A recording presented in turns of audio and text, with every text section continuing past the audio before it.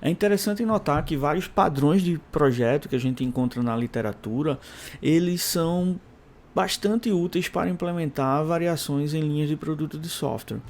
Na verdade, todo padrão usa os mecanismos de composição e herança simples que a gente tem em linguagens orientadas a objetos, né? Composição no sentido de clientela, né? De que uma classe ela usa os serviços de outra classe, né? E herança simples que todos nós conhecemos, né? Então, para ilustrar esse conceito, a gente não vai discutir muitos padrões aqui, porque a gente já assume que isso é de conhecimento de vocês, mas só para ilustrar como os padrões podem ser usados para implementar variações, vamos olhar, por exemplo, para o template método. Então, no template método, a gente tem um código na superclasse que envolve o comportamento comum. Então, esse método aqui, por exemplo, getBillableAmount, a implementação dele é comum para todos os clientes da linha. Então, o código comum fica no método da superclasse, mas ele é definido em termos de dois outros métodos, que são esses que estão aqui. Ele é a soma dos valores retornados por aqueles dois métodos, tá?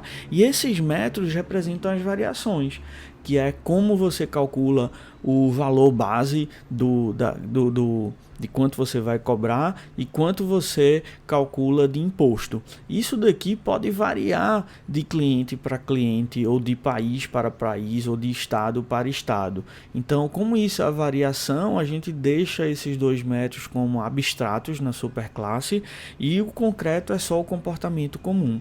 E na subclasse, numa subclasse específica, a gente implementa essas variações. Então, aqui, por exemplo, implementa esses dois métodos, a variação de uma forma útil para um estado específico, para um cliente específico, e aqui na outra subclasse, a gente também implementa esses dois métodos, mas de uma forma diferente, útil para um outro estado, para um outro cliente específico, né? Então, essa basicamente é a ideia de como é que a gente pode usar o template método para implementar variações, notando que a gente pode ter aqui um grande número de subclasses correspondendo ao número de clientes, ao número de estados que a gente tem que atender, certo? E no código, aqui a gente tem um exemplo de uma instanciação específica da classe Lifeline Site, certo? Aqui está um código hard-coded, né? Mas a gente poderia usar condicionais ou arquivos de propriedade para escolher que classe dessa criar,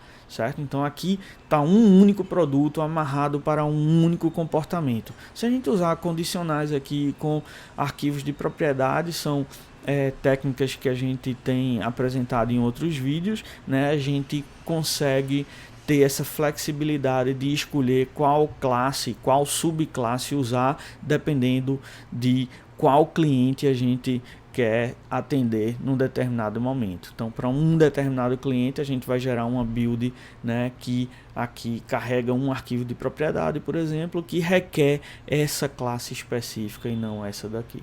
Tá? Então essa é a ideia basicamente de como o template método pode ser usado. O decorator de forma similar. O comportamento comum fica aqui no componente concreto do decorator. E cada decorador, cada subclasse dessa que implementa a interface component, né, no caso aqui uma classe abstrata, mas poderia ser interface também, cada decorador específico ele vai ter um comportamento específico que pode ser do interesse de um cliente ou não, certo? Então, para cada cliente, né, a gente pode ter combinações de decoradores diferentes, inclusive com ordens diferentes de decorar o componente concreto, o que pode gerar comportamentos diferentes que são desejados por apenas um cliente específico.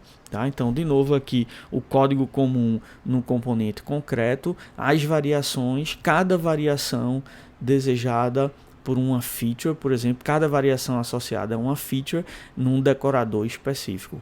E combinando os decoradores, a gente pode atender a uma combinação de features, tá? Que são cada combinação é de interesse de um cliente da linha de produto, né? Então, de uma forma geral, se a gente usar esses mecanismos de herança e clientela, né, e composição que a gente tem orientação a objetos, a gente vai ter arquivos Java abstratos, interfaces, vai ter as implementações dessas classes abstratas, dessas interfaces, tá? E vai ter código que instancia especificamente uma das subclasses das concretas. E aí makefiles que dizem que para o cliente A, né, o que a gente quer é esses arquivos abstratos com um concreto específico, com uma instanciação específica, né? Ou isso daqui, ao invés de a gente definir a instância de forma hard-coded em código Java, a gente poderia também ter arquivos de propriedades que dizem qual subclasse a gente quer usar, né, para um determinado cliente.